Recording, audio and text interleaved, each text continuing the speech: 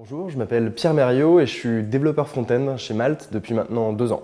Donc principalement au quotidien, j'utilise le HTML, le CSS et le JavaScript, c'est les 3 langages phares d'un développeur front-end. Mon travail se situe entre 2 domaines de compétences. D'une part le design, donc la partie UI, UX de Malte. On va collaborer grandement au quotidien avec l'équipe design de Malte pour fournir la meilleure expérience utilisateur possible.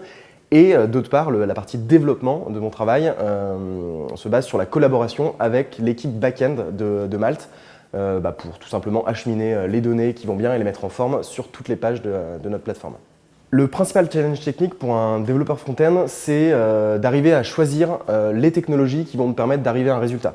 Parce qu'aujourd'hui, c'est un métier qui est en grosse effervescence. Il y a des technos, des langages, des frameworks qui apparaissent tous les jours. La principale difficulté pour moi, c'est d'arriver à s'y retrouver et de faire les bons choix qui sont légitimes, réfléchis et de ne pas céder à la mode qui peut évoluer très très vite dans ce métier.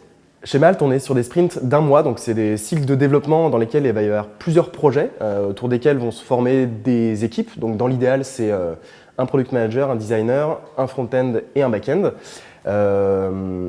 Au cours de ce sprint d'1 mois, on essaye d'abattre le plus de projets possible, d'arriver à remplir la roadmap qu'on s'est fixée et à la fin de chaque sprint, une rétro pour voir qu'est-ce qu'on peut améliorer, quelles sont les erreurs à ne pas refaire au sprint d'après et qu'est-ce qui a bien marché également. Si j'avais un conseil à donner à des personnes qui veulent rejoindre Malte, ce serait d'une part d'être sincère, de ne pas se travestir, de se montrer tel qu'on est et d'être un minimum aventureux. Parce que rejoindre Malte, pour moi, c'est pas juste avoir un travail alimentaire, c'est vraiment prendre part à une aventure à la fois humaine et professionnelle. Donc voilà, pour résumer, être sincère et aventureux.